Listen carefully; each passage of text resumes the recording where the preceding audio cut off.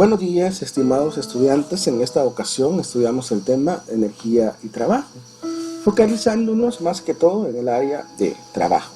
El indicador del logro que esta mañana nos ocupa establece lo siguiente: indaga, representa y analiza con seguridad las situaciones de producción del trabajo realizado por una fuerza.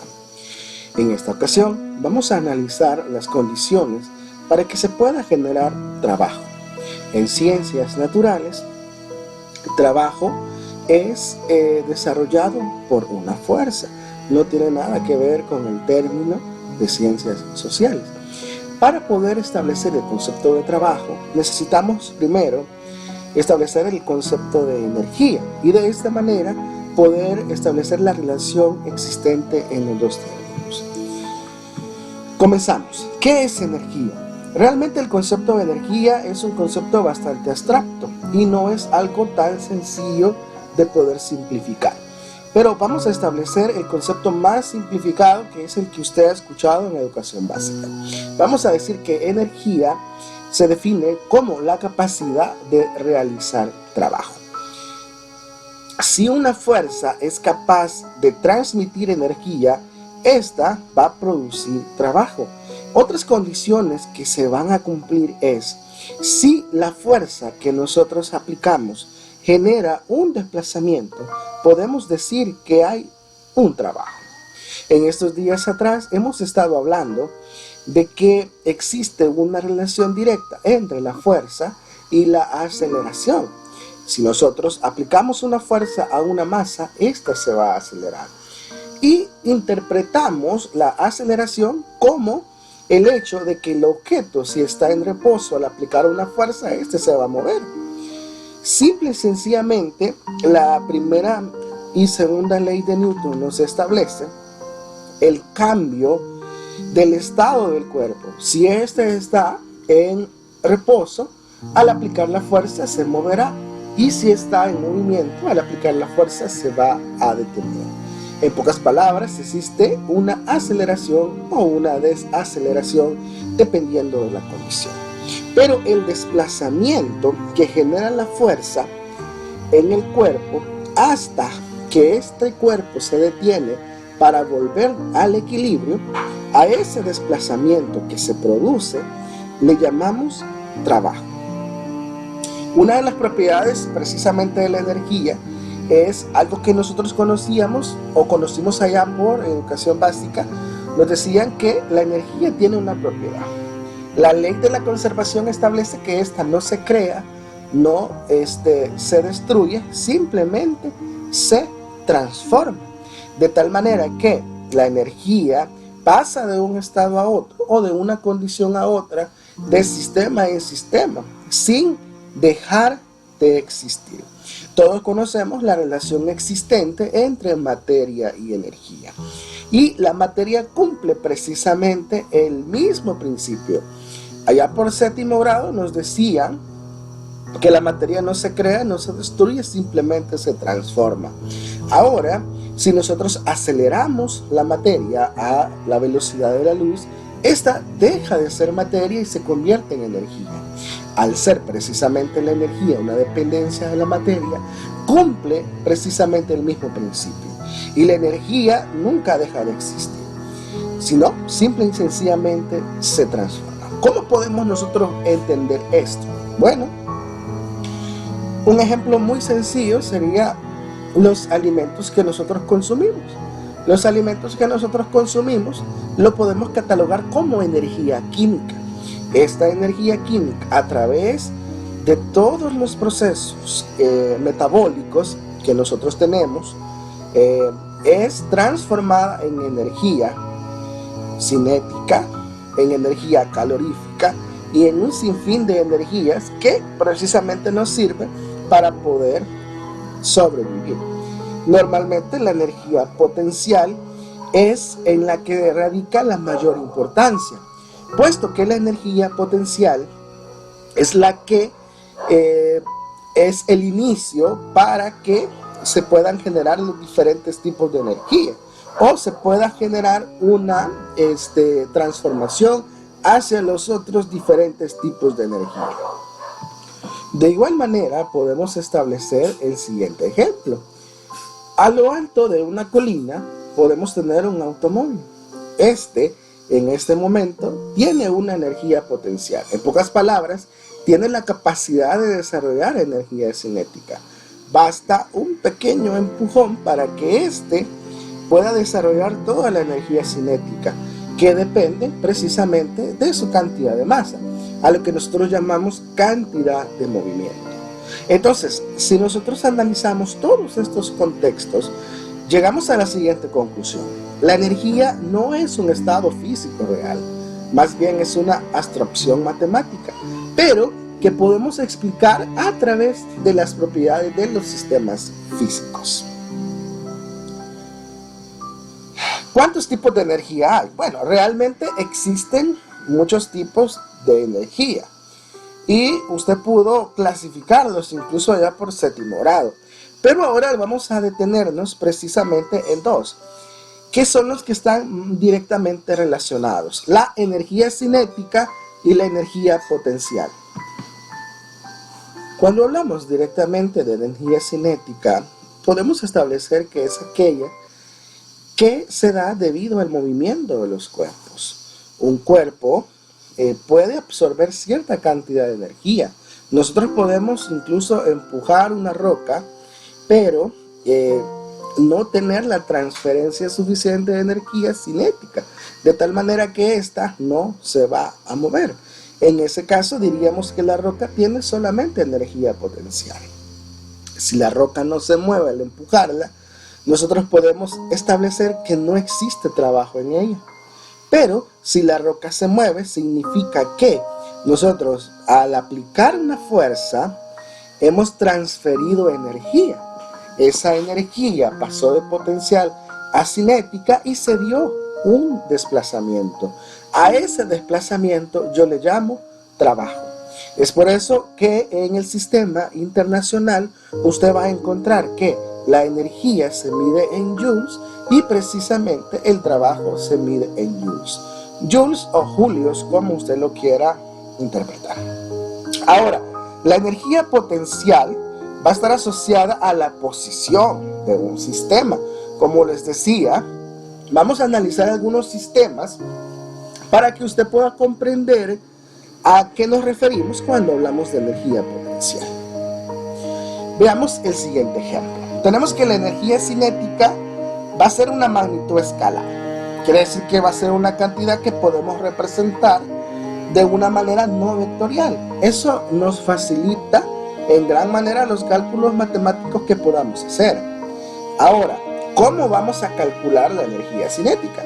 Bueno, la ecuación establece que la energía cinética va a ser igual a 1/2 de la masa por la velocidad al cuadrado. O yo puedo expresar esta ecuación de otra forma. Simple y sencillamente, como hemos establecido en clase, es lo mismo multiplicar por 1/2 que dividir entre 2. Entonces, podemos encontrarla en cualquier libro como la energía cinética es igual al producto de la masa por la velocidad al cuadrado dividido entre 2. Ahora, veamos los siguientes ejemplos. En el caso 1, si usted se fija, el movimiento del carrito está siendo específico. Viene de una bajada y va a empezar a subir. Tenemos una energía cinética positiva, precisamente porque el carro se está moviendo. Ahora, el carro con dificultad llega hasta la cima de esta estructura de la montaña rusa. Ahora, precisamente en este momento ocurre un espacio de tiempo donde el carrito prácticamente se detiene. En ese momento, la energía cinética es negativa, pero la energía potencial es positiva. Vea usted este ejemplo. Si la energía cinética es negativa, entonces la energía potencial va a ser positiva. Pero si la energía cinética es positiva, la energía potencial va a ser negativa. ¿Qué es lo que quiere decir? Que si, por ejemplo, este carrito tiene 10 joules de energía, esos 10 joules, mientras se esté moviendo, van a ser de energía cinética. Mientras no se mueva, esos 10 joules van a ser de energía potencial. Entonces, la clasificación de los tipos de energía va a depender precisamente de la posición del objeto en el sistema. Veamos el siguiente ejemplo. Tenemos acá una persona que está utilizando fuerza, está aplicando fuerza, y al aplicar fuerza precisamente está haciendo una proyección de energía. Ahora, esta energía, si usted nota, pasa de ser potencial porque es suficiente para mover la roca. Entonces hay un desplazamiento y podemos decir que hay un trabajo. Sigue subiendo, sigue subiendo. Ahora, cuando la roca está en la cima, en ese instante la roca no tiene energía cinética, sino que toda la energía que se ha ido gastando para poder hacer que la roca suba se ha convertido en energía potencial. En un dado momento el hombre suelta la roca, lamentablemente, pierde toda esa energía que él utilizó para poder subirla, de tal manera que si se logra establecer 50 joules de energía cinética subiéndolo, en este momento los 50 joules son de energía potencial. A la roca irse de las manos, esos 50 joules van a pasar a ser energía cinética, que es la energía del movimiento. En pocas palabras, la energía potencial que la roca guardaba en este momento, en el momento en que comienza a descender, esa energía potencial es liberada, y a una energía potencial liberada nosotros le vamos a llamar energía cinética. De tal manera que vamos a establecer que la energía potencial depende directamente de la posición del objeto. Ahora, si nosotros vamos a establecer eso, tenemos que hablar de puntos de referencia, pero eso ya va a ser un poco más un tema relativista. Si nosotros hablamos directamente de la energía potencial, vamos a tener la siguiente ecuación.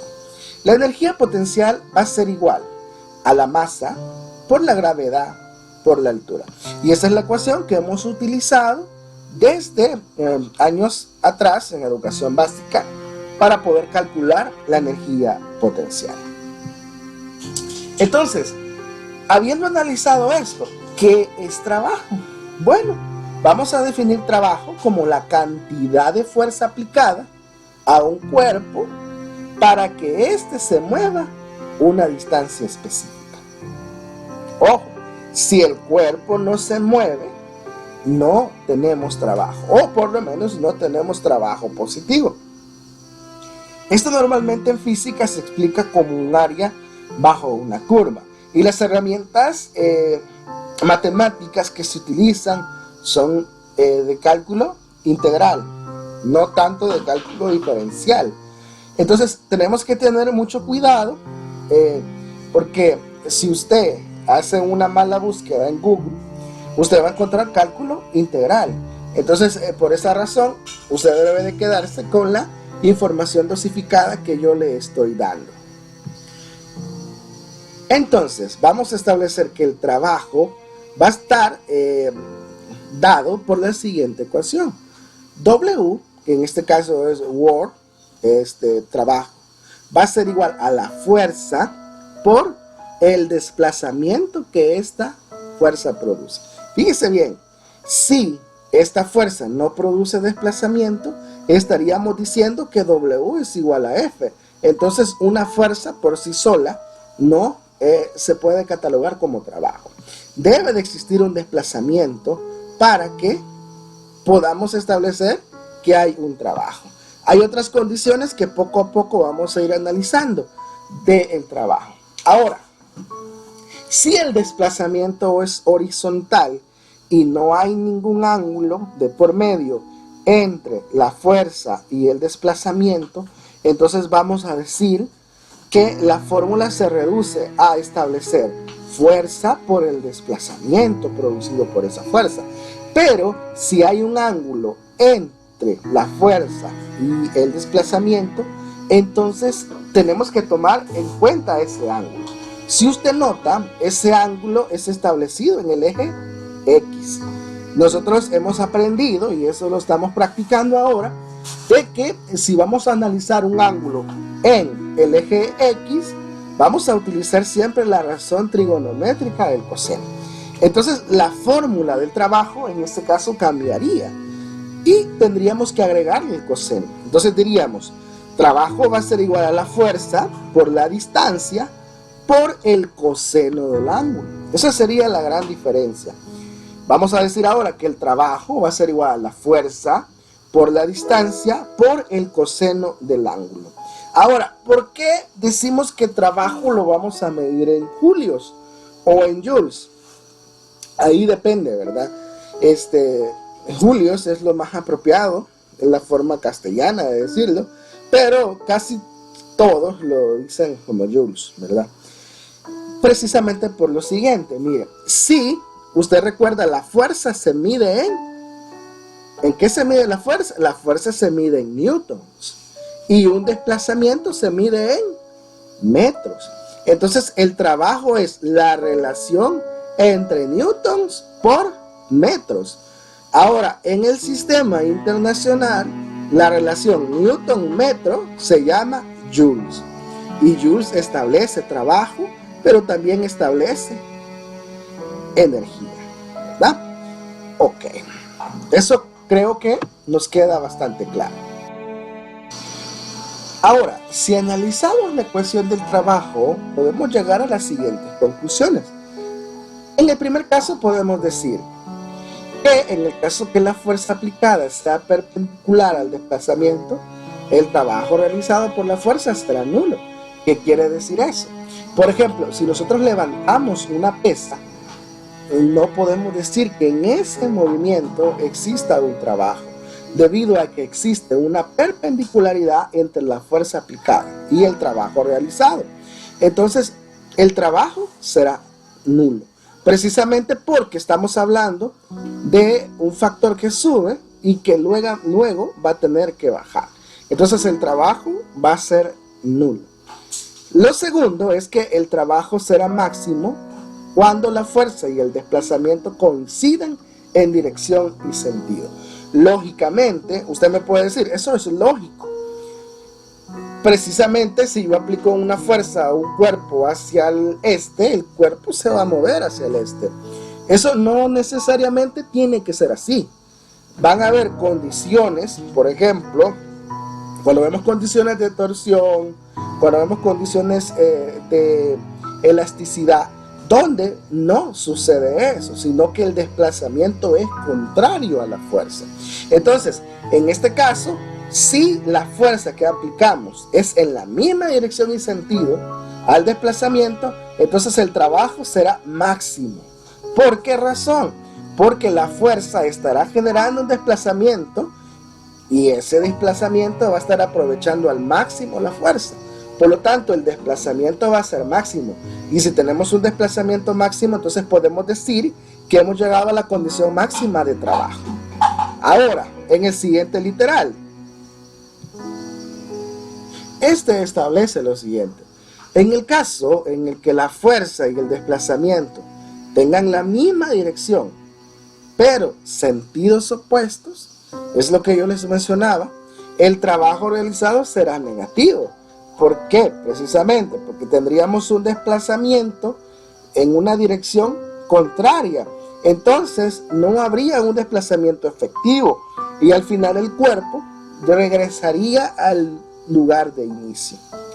Ahora, en el literal D tenemos para cualquier otro ángulo tan solo la componente de la fuerza tangente al desplazamiento producirá el trabajo. Normalmente vamos a utilizar coseno porque siempre los desplazamientos que vamos a analizar van a ser en X, porque los desplazamientos en Y son perpendiculares y todo desplazamiento en Y podemos decir que es carente de trabajo. Ahora, puede surgir la pregunta, ¿qué sucede en un sistema de fuerzas como hemos estado analizando con anterioridad? Bueno, en un sistema de fuerzas, el cálculo del trabajo total será la suma de todos los trabajos realizados por cada fuerza.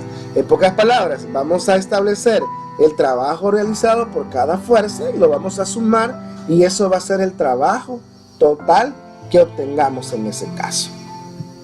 Bien, cantidad de trabajo en tiempo determinado. Nosotros podemos hacer relación.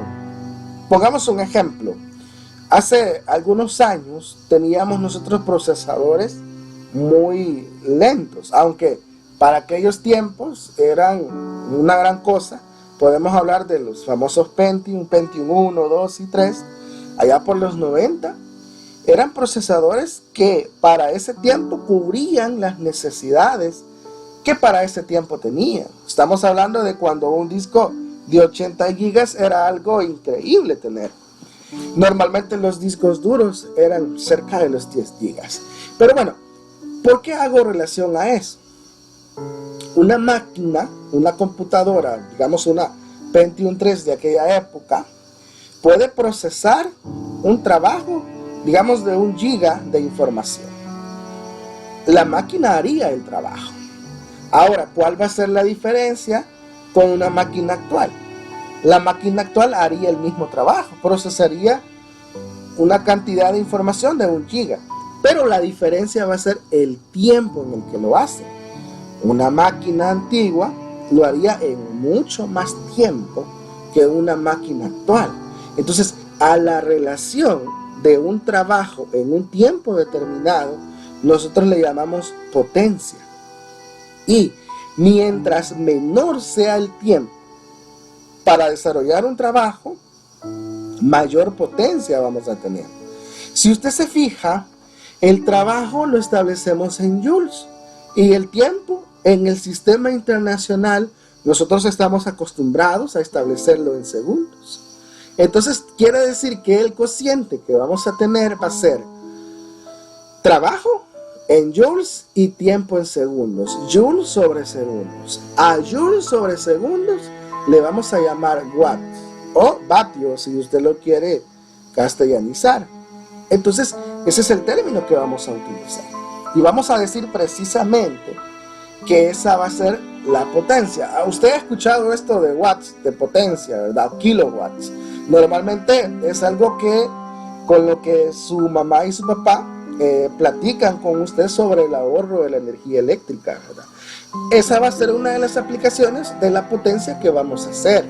Vamos a analizar esas escalas de fluctuación de energía eléctrica que hacen que nuestros costos de energía sean mayores. Entonces, de esa manera, precisamente estableciendo un trabajo en un tiempo determinado. Entonces, podemos establecer una conclusión de energía. Y vamos a decir que no es algo tan sencillo de poder establecer, pero un cuerpo o sistema que posee energía, cuando posee energía, precisamente cuando tiene la capacidad de producir trabajo o de hacer intercambios de calor. Porque eso sí es importante decirlo. No necesariamente la energía se va a convertir en trabajo, sino se puede convertir también en calor. Eso lo vamos a ver más adelante en termodinámica. Ok.